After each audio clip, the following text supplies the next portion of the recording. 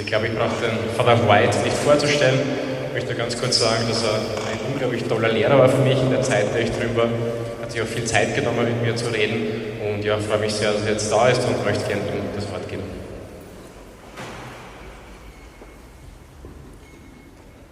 Proverbs 18 says, life and death is in the power of the tongue. Sprichworte 18:21, da heißt es, Tod und Leben stehen in der Macht der Zunge. Words have power. Worte haben Macht. They have power to speak life in people's lives or death. Die haben die Macht, dass sie Leben oder Tod in das Leben von Menschen sprechen. Every week we have an audience, a congregation, a church to whom we can speak life. Und jede Woche haben wir eine Gemeinde bei uns. In diese Gemeinde hinein können wir Leben sprechen.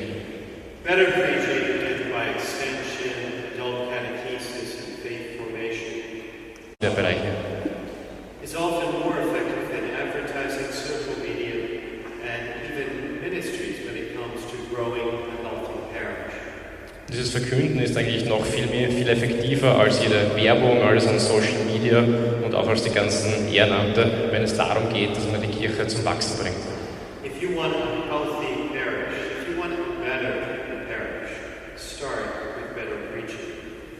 Wenn Sie eine gesund wachsende Pfarrer wollt, eine bessere Pfarrer, dann solltet ihr anfangen mit dem besseren Predigen.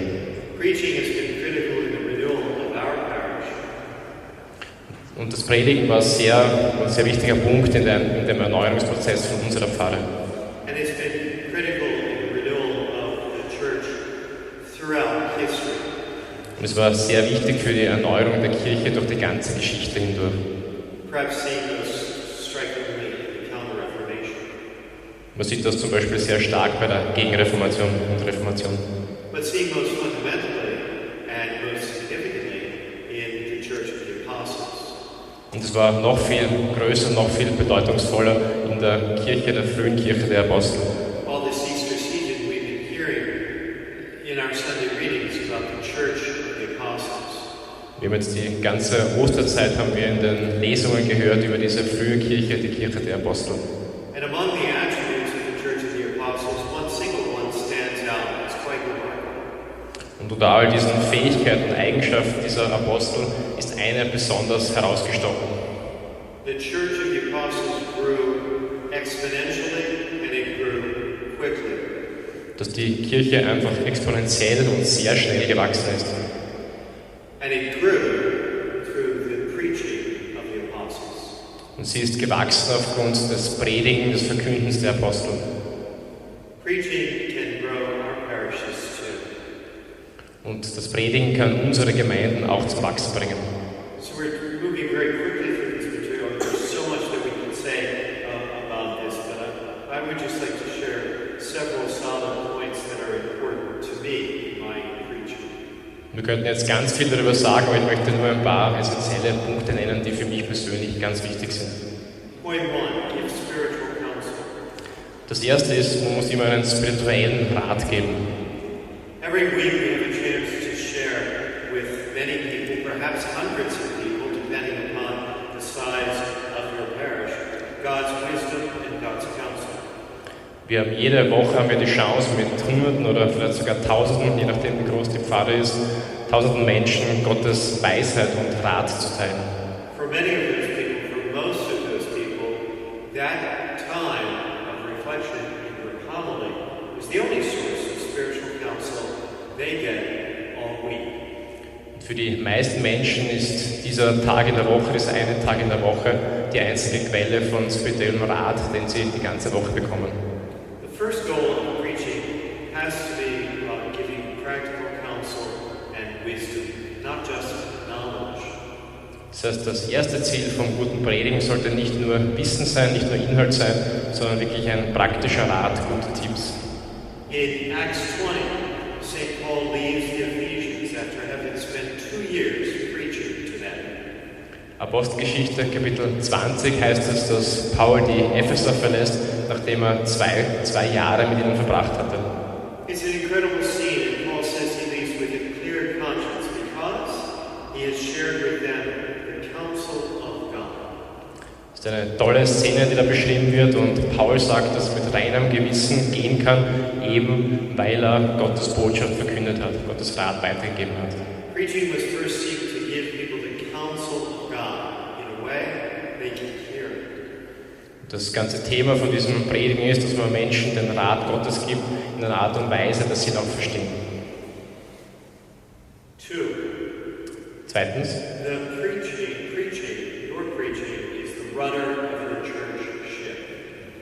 Zweitens, das Predigen ist das Ruder des Kirchenschiffes.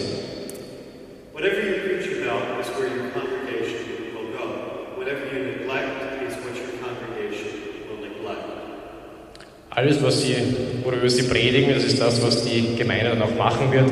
Alles, worüber Sie nicht predigen, wird die Gemeinde auch nicht tun. The problem in so many places and so many parishes, and even with my own preaching when I first became a pastor, is that I lacked focus.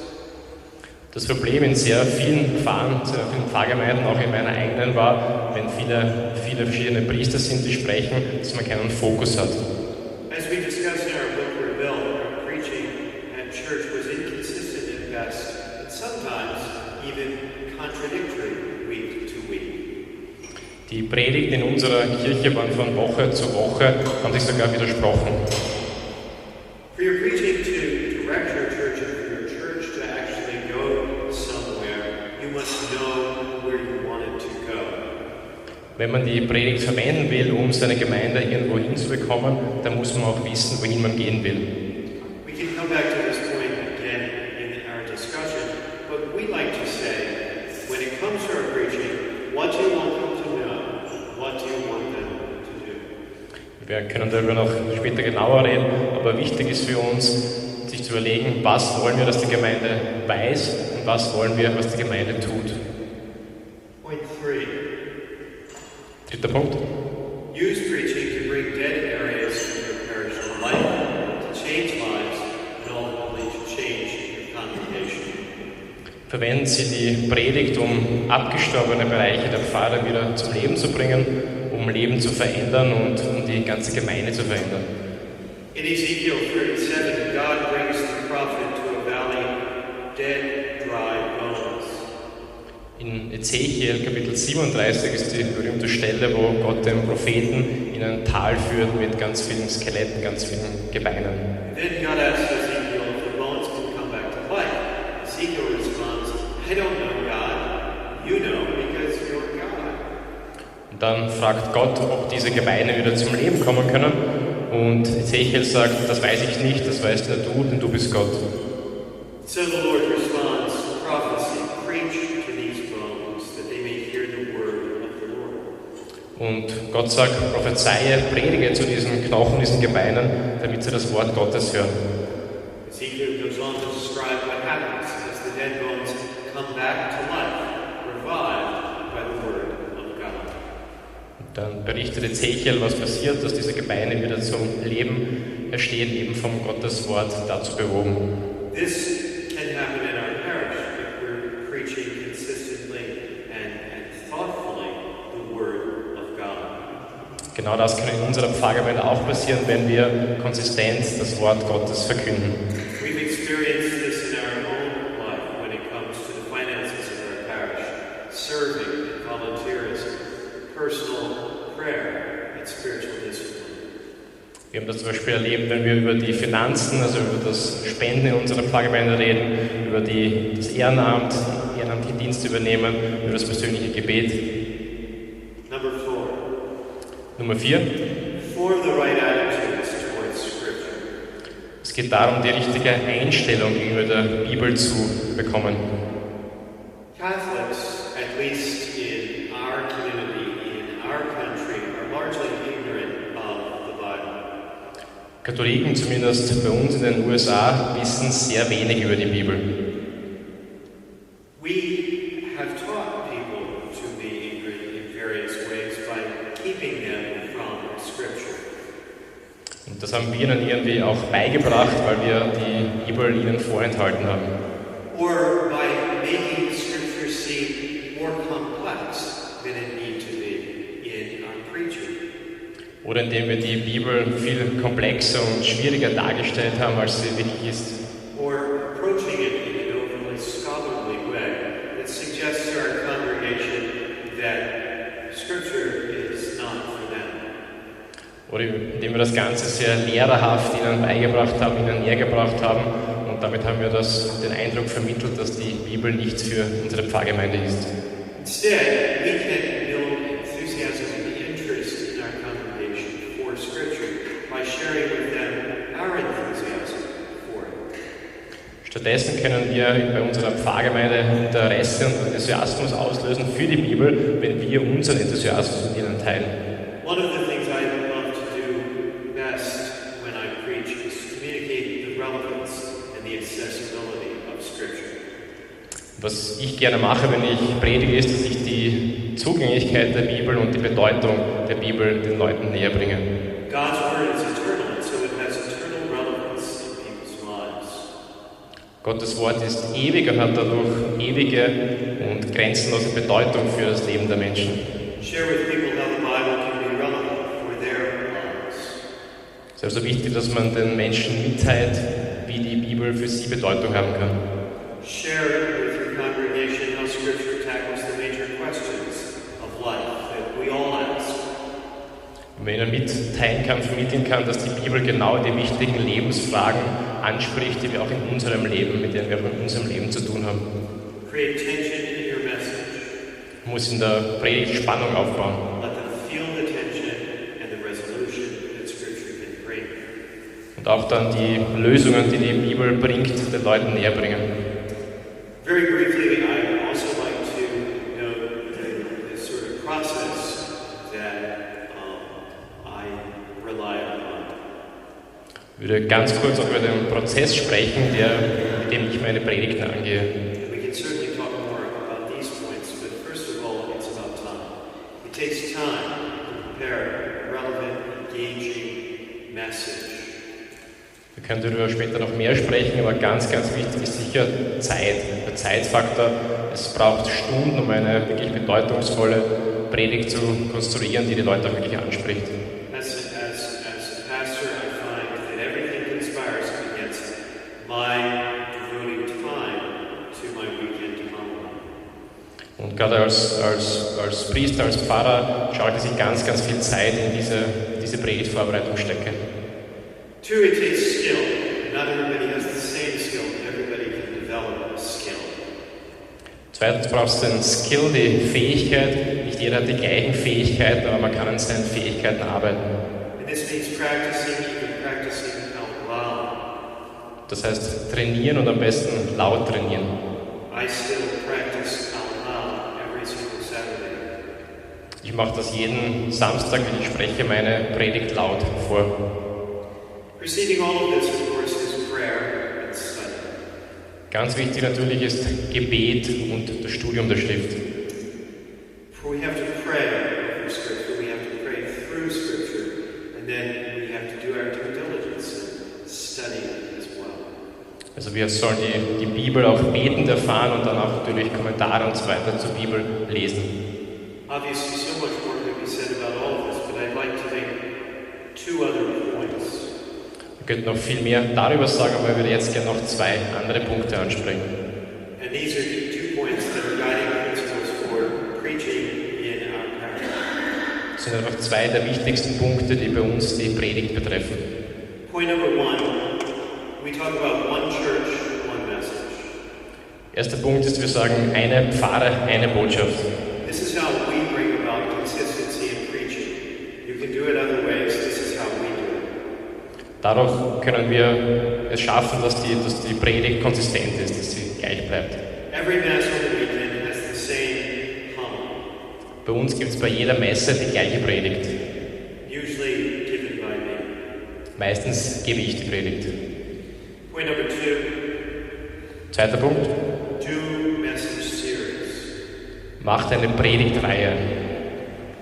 We offer our homilies in series throughout the year, 5 or 6 series, 5 or 6 weeks each. As part of this series, we dig down deep into a single subject. Wir haben meistens Predigtreihen, die so 4, 5, 6 Wochen dauern, die sich mit einem bestimmten Thema beschäftigen. Okay. Also mir ist da aufgefallen, dass das sehr gut zusammenpasst, dass das Lektionar einfach schon als Predigtreihe quasi eingestellt ist von vornherein, dass man gut da ein Thema dazu machen kann. Eine Reihe war zum Beispiel The Art of Neighboring, also die Kunst der Nachbarschaft. Und da hat es ganz leicht angefangen am Anfang. Was heißt das? Nachbarn, wo sind die Nachbarn? Konkreter Auftrag war, mal schauen in meiner Gegend, wen gibt es da, für wen kann ich beten zum Beispiel, wenn ich mit dem Hund unterwegs bin. Ich bete mal allgemein für meine Nachbarn. Und da waren ganz konkrete Schritte drinnen. Wie kann ich mich mit denen anfreunden, wie kann ich sie ansprechen? Das letzte Ziel war dann quasi so, die Nachbarn insgesamt zu so einem kleinen Barbecue einzuladen. Das Ganze eben mit Schriftstellen gespickt, wo Jesus eben auf andere zugeht, auf Fremde zugeht, die einlädt und dann Gemeinschaft stiftet. Das wäre so ein Beispiel.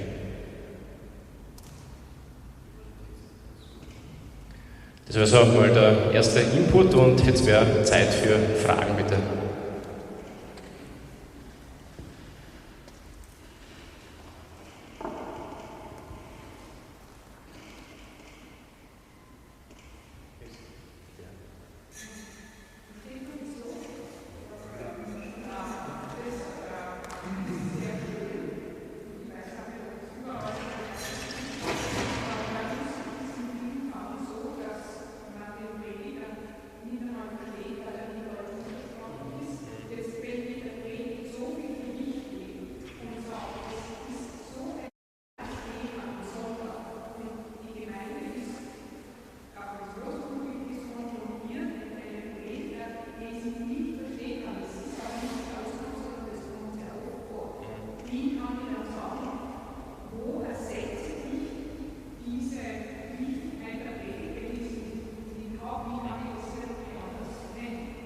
Also das klingt sehr gut und die Frage ist mit sehr vielen ausländischen Predigern und Priestern, wo das nicht so gut verständlich ist, was heißt das, wenn ich dann die Predigt so forciere. So question is, this sounds excellent. Problem is, here there are a lot of foreign priests and they're not natives and it's hard to understand them. So if you focus on the homily and the preaching so much, what does that make with a homily people can understand? Well, I would find other ways to communicate with the parish outside of the homily of Mass. All of us can preach, and all of us are called to preach. Canonically, not all of us, liturgically, not all of us can preach in the liturgy, but they can preach. Florian and Daniel and Brian at our church have spoken after Mass is over, or before Mass even starts. The importance of a message that people can walk away with, that they can apply God's Word to their lives, is central to the life of the parish. Who doesn't when it happens, I think, is less so. Yeah, I think that's a good point, and that's also true in our country too, that more and more priests are coming in from other cultures that don't necessarily have the language skills necessary to carry off a homily. And so I think we have to be creative about finding other ways. Good question. Thanks. Also ganz kurze Antwort, also auch in den USA gibt es immer mehr ausländische Priester, auch die kennen dieses Problem. Und Vater White sagt, man muss dann andere Wege finden, um die Botschaft zu kommunizieren. Wir sind alle berufen zu predigen, wir können nicht alle in der Messe predigen, aber es gibt da andere Wege. Zum Beispiel in Nativity ist es so, dass man dann nach der Messe geht es wieder allein predigt, vor allem im Sommer hindurch gibt es sehr viele Staff-Members, sehr viele Hauptamtliche, die da predigen. Also man kann schon auch andere Leute finden aus der Gemeinde, die man immer wieder zum Predigen einladen kann, Zeugnis geben und so weiter. Ein Problem, das auch Sie kennen.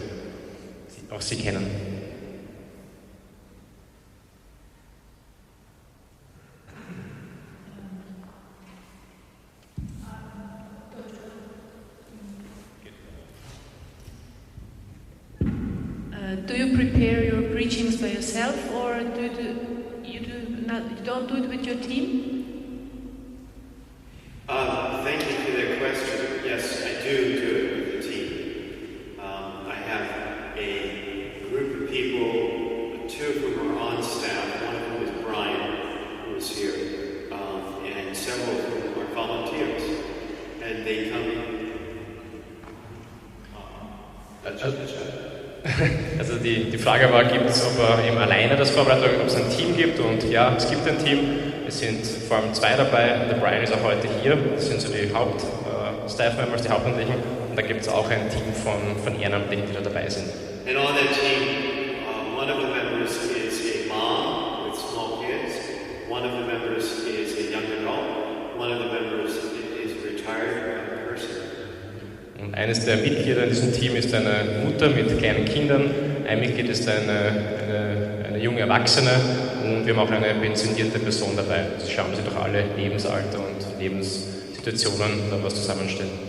And each Monday when that team meets, we take part of the meeting time to look back at the weekend message, the homily, and to evaluate it. Dieses Message-Team-Treffen findet immer am Montag statt und ein Teil der Zeit ist immer Rückblick auf den Sonntag und ein Teil der Zeit ist eben immer für den kommenden Sonntag. You know, did my illustrations, were they applicable? Were the parts that were meant to be humorous actually funny? Did people really listen? Did it engage the congregation? So we evaluated on several different levels. Also waren die Bilder, die ich verwendet habe, haben die funktioniert, haben die Leute an den Stellen gelacht, wo ich den Humor geplant habe. Also gibt es ganz viele Aspekte, die da ganz genau angeschaut werden. And then the second part of the meeting, we look ahead to the next week and what I'm going to be saying in the coming week. And they oftentimes, not always, but oftentimes provide lots of good insights and ideas. Und der zweite Teil ist dann für den kommenden Sonntag und was wir da machen werden, da gibt es ganz oft einen Input, den er dann für seine Predigtvorbereitung mitnimmt. Zwei Anmerkungen. Das eine ist Predigtserien. Da habe ich oft das Gefühl, das Wort Gottes geht unter, weil man thematisch hört. Und zweitens, das Evangelium gelesen und dorthin, wenn ich für einige Wochen ein Thema bin. Das zweite ist meine Erfahrung im Familiengottesdienst, versuche ich viel dialogische Kinder einzubauen, als bei der Messe der früheren Abend, wo ältere Leute da sind, dass ich da bewusst was anderes rede, wo ich meine, was ich den Kindern beibringen könnte, auch den Erwachsenen nicht schaden. Also ja, Zielgruppe, wie weit das auch ein Unterschied ist. So 2 questions. Message series, doesn't that feel forced sometimes? Doesn't it feel like the theme kind of forces the Bible to do something that's maybe not there? And the second one, in this parish they do a lot of family services and there it's easier to engage the children and have them involved. So that's like a different target audience, so you can see the dialogue in this field, but maybe not in the regular Sunday service. It's not forced if you're good at it. Sorry? I said it's not forced if you're good at it. Okay, ja. Also es kommt nicht als gezwungen oder falsch rüber, wenn man es gut macht. But I think that if you put in the proper time in planning, it's very clear that through the cycles of the lectionary and the seasons of the liturgy, there are themes, clear themes that emerge, and they probably already are reflected in most people's preaching, but maybe not always in a focused kind of way. And if you have a series in which you're focused on a particular part or aspect of the themes that are already there, you can have quite a powerful series. Is that always easy? No, it's not always easy. And is it sometimes a little forced? Yes, sometimes it's a little forced, just to make it through the whole 6 weeks. But I think that if you think about it, you know very well that we have themes given to us by the liturgy and by the sacrament and by the lectionary. And as Catholics, we're in a stronger position in a liturgical church, I think, to provide series than Protestants who don't have a lectionary. And what was the second part? Yeah, we'll get to that later. Okay. Also es ist so, wenn man die Zeit nimmt und wirklich die Energie hineinsteckt, dann passt das schon gut zusammen. Und das Lektionar ist ja schon so aufgebaut ein bisschen, auch in Predigtreihen, auch von den Themen her. Eben im Sinne vom Kirchenjahr gibt es ja eben das einfach aufeinander aufbauend. Da ist schon viel da. Und ich glaube, als Priester hat man schon automatisch viel davon dabei. Automatisch in der Predigt gibt es schon eine Art Predigtreihe, weil es im Aufbauend ist. Und man kann das vielleicht noch stärken.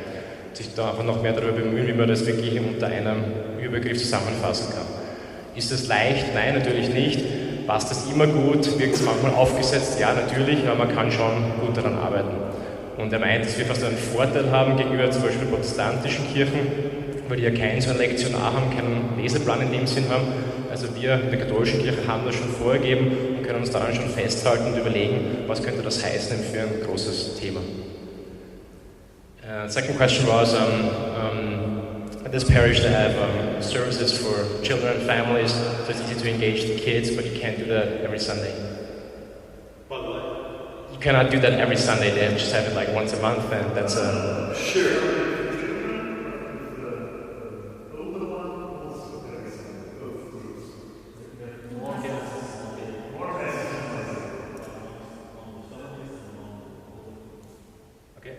Also in jeder Pfarre ist das so, oder? Ja, okay. Okay. So in their parish they have one mass each Sunday for families and one for adults. And so for him it's easy to focus on this specific target group, but he says it's hard to engage everybody if a lot of different people come together. Okay, I'm not sure that I understand. But I would say if you have a family mass and then you have another mass that attracts a very different kind of congregation, that obviously you want to tailor a message differently for those two different groups. And I acknowledge that. Also ganz klar, wenn man eben diesen Wert darauf legt, dass man eine Messe hat eben für Familien, andere für Erwachsene, muss man das immer darauf zuschneiden, das ist ganz klar, ja. But I still think that you can have one church, one message, in that the bottom line that you're speaking to kids and to families can be the same bottom line when you're speaking to another part of the congregation. Aber ich glaube trotzdem, dass man dieses Prinzip mit einer Kirche, eine Botschaft trotzdem haben kann, dass man sowohl für die Kinder als auch für die Eltern und Erwachsenen die gleiche Botschaft haben kann, aber eben in anderer Form.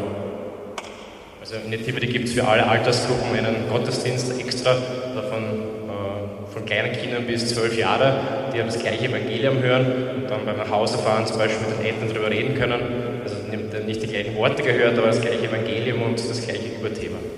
We actually do children's liturgy word. Can we talk about that? Yeah, just a minute. Oh, okay.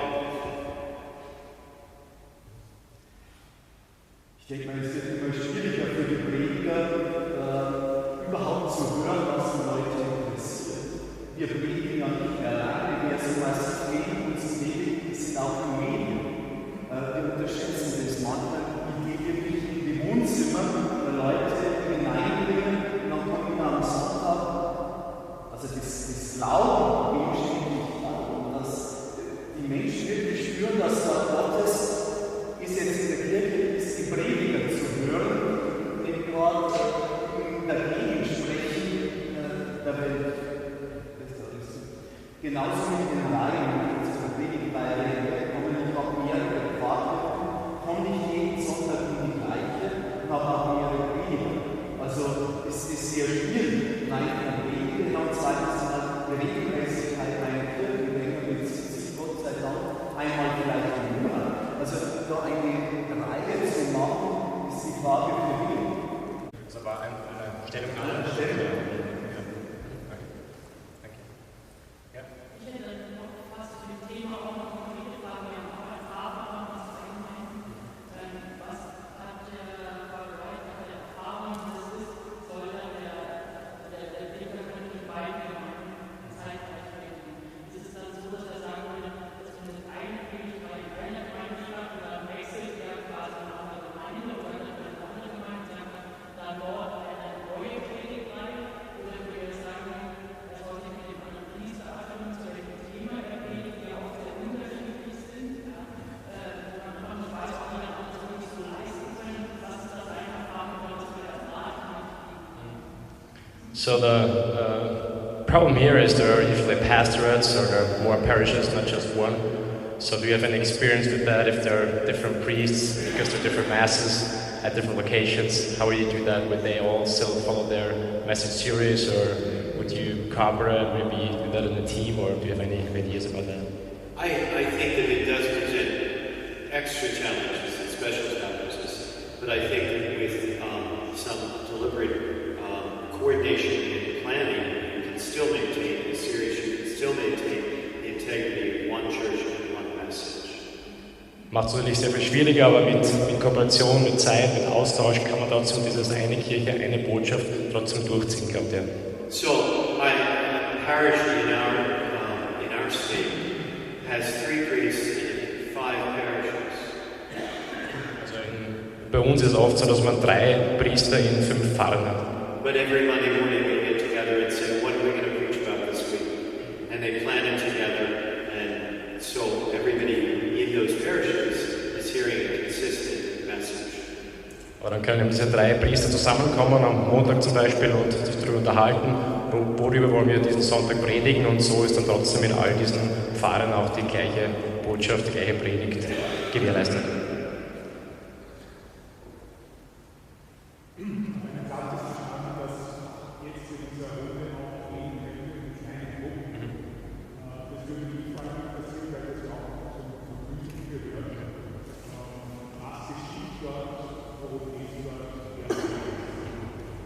So part of the message are small groups too.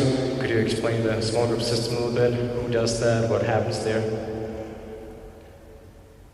Adult small groups. We encourage all of our parishioners to get into an adult small faith-sharing group that meets in the course of the week. Also wir wollen oder wir versuchen, dass alle Erwachsenen in eine Small Group kommen, die sich einmal in der Woche trifft. Maybe for 70 to 90 minutes in someone's home. Die treffen sich 70 bis 90 Minuten in dem Haus von einer der beteiligten Personen. It's not a prayer meeting, it's not scripture study, it's not meant to be adult education. Es ist kein Gebetskreis, es ist keine Bibelrunde, es ist kein Unterricht, kein Katechismus. It's meant to be an addition and extension of the weekend message. Es ist einfach eine Verlängerung von der Botschaft, von der Predigt, die Sie am Sonntag schon gehört haben. So we prepare a video message that they can view online, and that, as well as questions that their leader leads them through. Also wir haben auf Video nehmen wir eine Message, einen Impuls auf, und das kann man dann eben anschauen in dieser Gruppe. Da gibt es dann Fragen dazu, und mit dem Kleingruppenleiter werden diese Fragen dann besprochen. So I like to say and challenge people that on Sundays you sit in rows and I speak to you. Und ich sage Ihnen gerne, am Sonntag sitzen Sie in den Kirchenbänken und ich spreche zu Ihnen. In small group, you sit in a circle and you get to talk. Und in den Kleingruppen sitzen Sie in einem Kreis und Sie sprechen miteinander. And when you tell people that they get a chance to talk, that's always attractive to them. When you tell people they get to talk, it's always attractive to them. Und wenn man Menschen erzählt oder wenn man Menschen sagt, dass sie zum Sprechen kommen werden, zum Reden kommen werden, ist das immer für sie attraktiv. The other thing that we say about small groups is that there are delivery systems for pastoral care. Was wir auch immer sagen, ist, dass die Kleingruppen sind so eine Möglichkeit, um wirklich Seelsorge zu betreiben. Our parish is too big and too spread out for me to be personally taking care of everybody. I can't do it. Die Pfarre ist viel zu groß für mich, dass ich da mit jedem ein seelsorgisches Gespräch führen könnte. Ich schaffe es einfach nicht. But when somebody's in a small group, they've got 7, 8, 9 people in the parish who know about them, who are caring for them, who are looking out for them. Aber wenn Sie in einer Kleingruppe sind, haben Sie 7, 8, 9 andere Menschen aus der Pfarre, die die Person kennen, die sich um die Person kümmern wollen, die diese Person gern haben und die dann diese Seelsorge betreiben können. And small groups serve our parish in every other way too when it comes to what we're asking people to do. Oftentimes people will serve in a volunteer ministry together in their small group, or go out and serve Und diese kleinen Gruppen strahlen dann aus in das ganze andere System.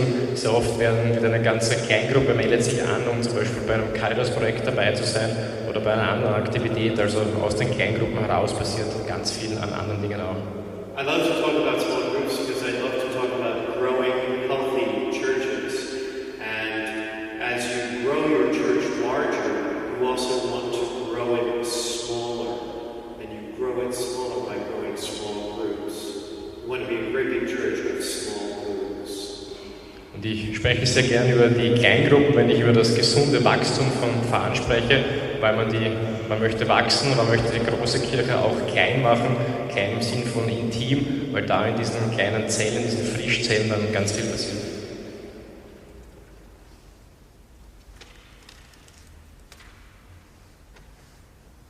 Wie haben Sie die Kleingruppe gebildet? Haben Sie gerade da einen Impuls gegeben, dass sich da jetzt finden sollen, oder ist dieser Prozess? Could you tell the story and explain how small groups started, how the process was that led to small groups? Well, we saw it working effectively in many other churches, and so like many of the things that we initiated at our church, we just copied what they were doing. We found at first that it was a very hard sell in a Catholic parish. Also wir haben, wie vieles andere auch, haben wir das uns von anderen Kirchen abgeschaut und kopiert und es war kein leichtes Unterfangen. A lot of Catholics in our community have what I like to call a get it over with mentality. Also gerade in der katholischen Welt ist es nicht so leicht, den Menschen diese Kleingruppe zu bekommen, weil Katholiken oft diese Mentalität haben, wir bringen das hinter uns, den Gottesdienst am Sonntag und das war's dann. They come on Sunday morning, check off their box, and they're gone for the rest of the week. Also sie gehen eben zum Gottesdienst am Sonntagmorgen, hackeln das ab und das war's dann mit der Kirche für die ganze Woche. So to ask them to devote another 70 or 90 minutes a week was a big deal. Also dass man dann 70 bis 90 Minuten in einer Woche noch dazu investiert, das ist schon was Großes, was man verlangt von ihnen. Well, we started small. We just started with one group. And Tom, my associate, and I were in the group. And we did that for a season of time. And we learned a lot about the challenges of group life. And then we formed two groups. And he was head of one and I was head of the other. And we grew very slowly and we grew very organically. Und wir haben ganz klein angefangen mit einer Kleingruppe, in der ich war und mein Pastoralassistent. Und da haben wir ganz viel gelernt über die Prozesse, die da ablaufen in diesen Kleingruppen. Dann haben wir eine zweite Gruppe dazu gegründet, die hat dann der Tom geleitet, ich bin in der anderen geblieben. Und so sind wir ganz schön langsam und organisch gewachsen. But it was actually a couple of years into this effort before we even offered it at large to the rest of the parish. Und wir haben uns eigentlich fast 2 Jahre Zeit gelassen und haben nur diese beiden Gruppen gehabt, bis wir das dann so erfahren waren damit und das dann der ganzen Gemeinde vorgestellt haben. And when we did, we offered it for a limited period of time. We said, look, give small groups a try for Lent. For the 5 weeks of Lent, give small groups a try. And at the end, you can quit. Und als wir das dann der großen Gemeinde vorgestellt haben, haben wir gesagt, wir machen das Ganze überschaubar. Probiert es mal eine Kleingruppe während der Fastenzeit für 5 Wochen. Das ist keine allzu lange Zeit. Und dann könnt ihr euch entscheiden, ob ihr weitermachen wollt oder nicht. And that was very popular and very successful. But at this point in time, really, our small groups sell themselves. People in the small groups are selling the small groups to the people who are not in the small groups because they're worthwhile in people's lives. They're adding value to people's lives. Und es war dann ein großer Erfolg zum Glück und die beste Werbung für die Kleingruppen sind die Leute, die in den Kleingruppen sind. Das ist quasi Mundpropaganda, das verkauft sich dann von selbst, weil die Leute merken, da ist was da für sie, das bringt einen zusätzlichen Wert in ihr Leben und sie wollen, dass das auch die anderen Leute bekommen, wollen das auch mitteilen und auch andere Leute davon überzeugen, einer Kleingruppe beizutreten.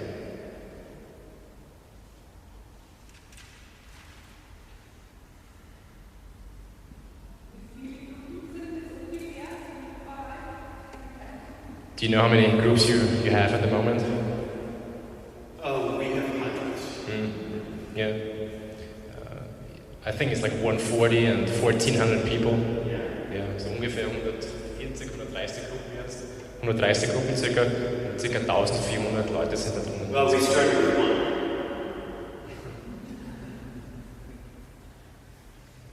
Werden die immer von Ihnen autorisiert oder gründen sich die vielleicht auch ganz selber und Sie wissen gar nichts davon?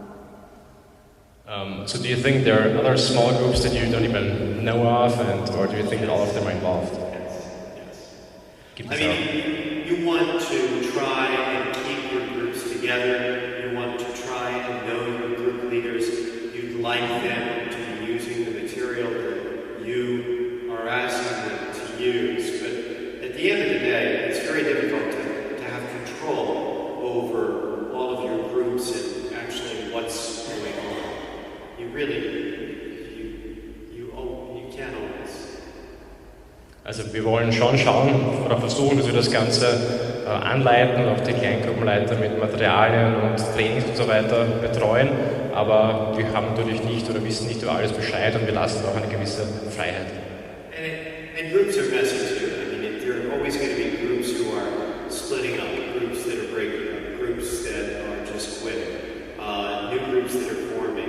And it's just an evolving kind of process because people's lives are in evolution. People are moving, people are dying, people are getting mad at me and leaving. All of these things are happening, and so groups are continually changing. And that's just part of the dynamic.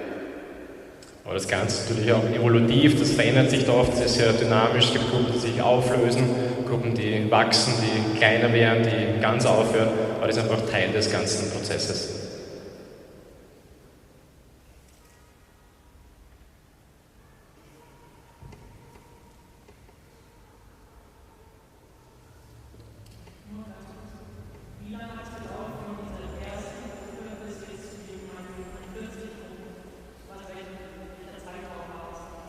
So from this first group you said you had 2 groups for 2 years. So how long do you think would you say it took from those first 2 groups to a thriving small group environment? Probably 5 or 6 years. 5 bis 6 Jahre, ja. Okay, jetzt sind wir schon am Ende von der Zeit. Eine Frage noch, ja? Bitte.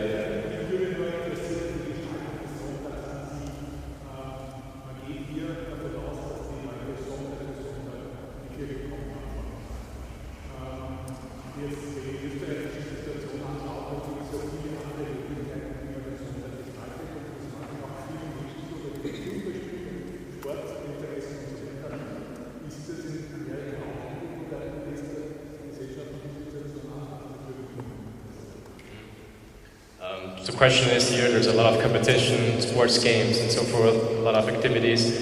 Do you think that's similar in the United States? Are people still more involved in church than here? Yeah, it's exactly the same. It's from what I know. You could probably... Ja, also ich glaube, es ist ziemlich gleich. Statistiken, die ich kenne, dass in den USA noch ca. 20% der Katholiken jeden Sonntag gehen und bei uns sind es 10% ungefähr. Also schon noch mehr in den USA, aber auch dort wird es immer weniger. Auch durch alle Denominationen hindurch, nicht nur katholisch, sondern auch alle anderen Konfessionen. Auch dort verlieren alle Kirchen an Mitgliedern. Now, I think this goes to the heart of what we have to say when it comes to message, that we are competing for people's leisure time and leisure money. That's just fact. Also Fakt ist, dass wir einfach in Konkurrenz sind mit der Freizeit und auch mit dem Geld und den Finanzen der Menschen. And what we're asking from them is a lifestyle shift at this point. That they've got to make room for us in their lives. And in my community, they don't have any room left for us. But we've got to convince them that it's worthwhile because we have a message. Also es ist ein Prozess, aber wir versuchen halt wirklich den Menschen zu vermitteln, dass das ganze Leben verändern kann. Es braucht eine Lebensumstellung und wenn wir das bereiten, die Maßnahmen dafür, deswegen überlegen wir uns eben so viel, wie man das machen kann, wie man die Botschaft vermitteln kann, und dann gelingt es auch. Vielen Dank, dann will ich Sie bitten, zum nächsten Workshop zu gehen. Wir haben das ohne Pause so getimt, also bitte gleich zum nächsten Workshop gehen. Danke.